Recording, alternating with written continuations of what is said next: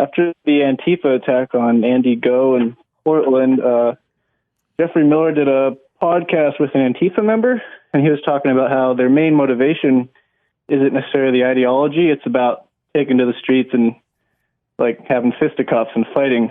He was very enthusiastic about it. And I was watching a Scott Adams podcast, Periscope, and some guy mentioned that this was in line with the Adam Carolla theory on Antifa. So I wanted to know what you thought about that. What's your theory? My theory mean about just wanting to go fucking fight and raise hell and not really I think so. get anything done. Yeah. Well, first things first. This is a bunch of are they just thugs? That's it? No, they're cowards who. Okay, hold on one second. We got a bad line. Here's the deal. Everybody wants to be an ass kicker to some degree. Everyone has a fantasy about it. A very few percentage of people climb into the octagon and really settle it. Really talking you know about what I mean? Mostly men, though. Here we're talking about. I'm talking about blonde women under 13. Yes, I'm talking about guys. Yeah. In a percentage of women, but what I'm saying is like people everyone wants to be an action hero. They just don't want to jump out of a burning airplane onto top of the building or whatever. We want all that. We just don't want to put ourselves in harm's way. So if you said to most guys, hey, man, would you like to get up there and kick some ass and mix it up or whatever? A lot of 23-year-old guys would go, yeah. They go, good. There's this guy. He's pretty well trained. He's Brazilian, and he's in his board shorts, and he's in the cage, and he's waiting for you. And they'd go, no, I don't want that. But I thought you wanted to kick ass. I do. I just want to do it in a way where I get to kick ass, but I don't really want to go out there and get the shit kicked out of me, potentially. I'd like to remove that potential of getting the shit kicked out of me. So I'm not going to go out there and fight with bikers or cops. I'm going to go out there and find, guys holding GoPros that are filming, that are diminutive and that don't have protection or whatever. And then I'm going to go live out my fantasy.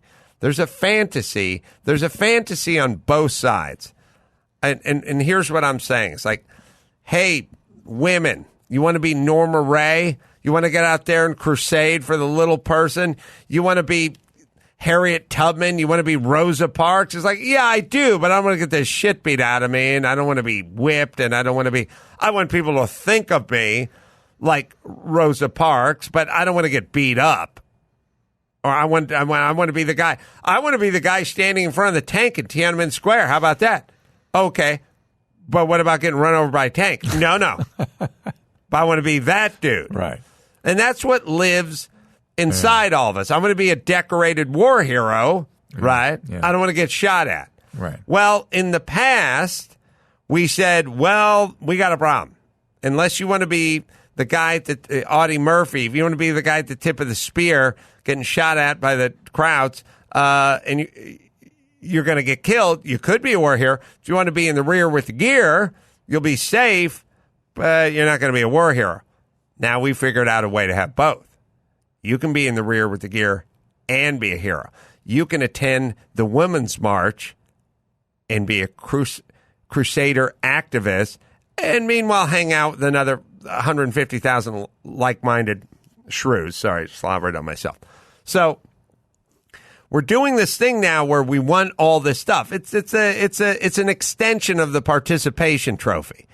My thing is if you want to be seen as the person that does X, Y, and Z, I got bad news for you. You have to fucking do it. If you're going to just go simulate it, then you ain't doing it.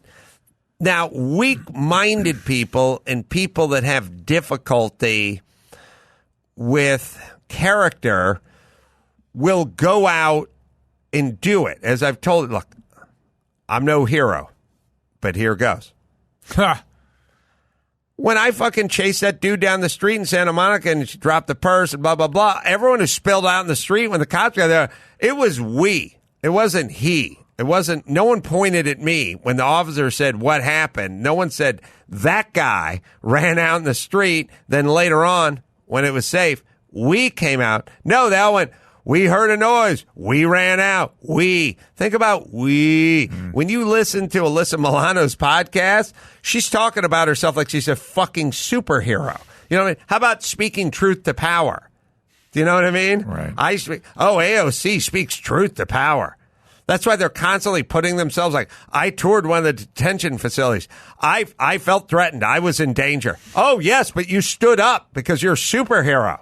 So the first things first is, I don't want to be in danger. I would like to be a hero. I'll create a scenario where I'm being threatened and I stand up to the threat.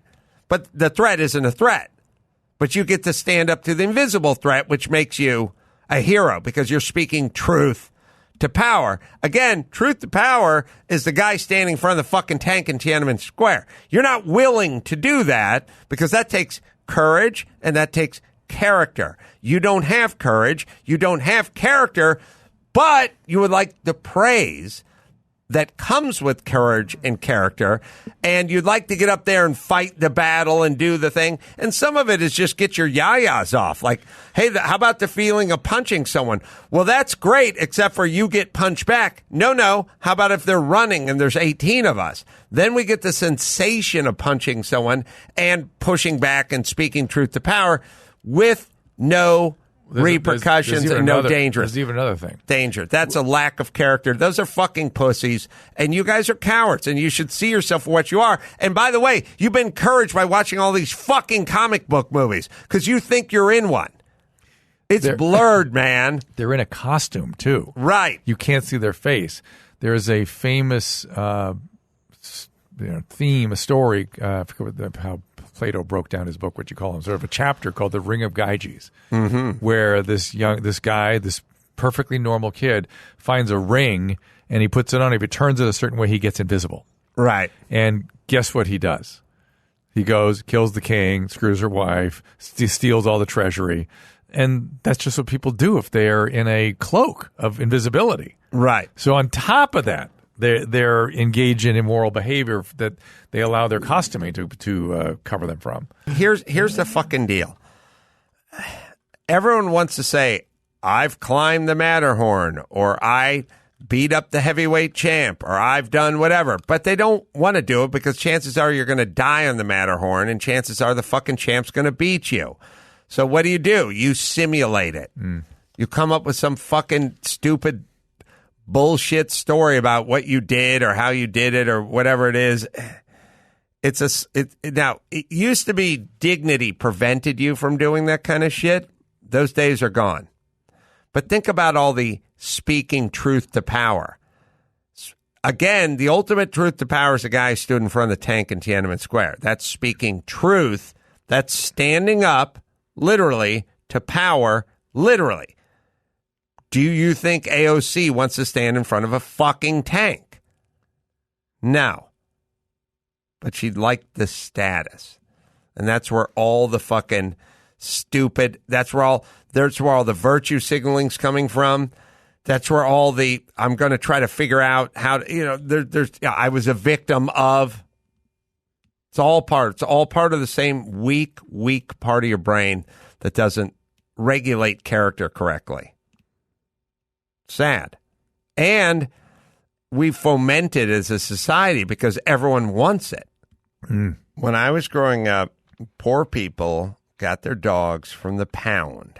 Yes. They never really talked about it. It's just they got it from the pound. They get a free dog from the pound. Do you call it the pound anymore? No, I don't think so. Shelter. Point is this. Is there such a thing in this day and age as somebody saying, I got a dog, my dog's a rescue? And is there such a thing as the person standing across from them not replying, oh, my dog's a rescue too? As a matter of fact, this is our third. Our first one was missing an eye. Nobody wanted him. Right. We took him anyway. It was tough. Kept running into furniture, but we managed. right? Right. Everyone's a fucking hero. There's no fucking way people would talk about getting free dogs from the fucking pound, which existed for the last 100 years, but no one fucking talked about it because it wasn't virtue signaling for everything. Right. No one would say that. If you're a normal fucking person, you got your dog from the pound, yeah. and the other person said, yeah, I got my dog. I was a rescue. I got my dog from the pound. You'd go, okay. You wouldn't feel the necessity to bring up the origins of your dog. No. You change it from fucking pound to shelter, and then you rescued it from the shelter, and now I have to tell you about my heroic rescuing of the shelter. Remember the time I sent my assistant to the shelter to go get me a free dog? Took a lot of guts. I told him pick out a medium-sized dog. He came back with medium large, but I loved him anyway. Fuck you. This is Drew. You know what's on display? Everybody at their worst. Yeah. This is everybody at their worst. This is a breakdown of character.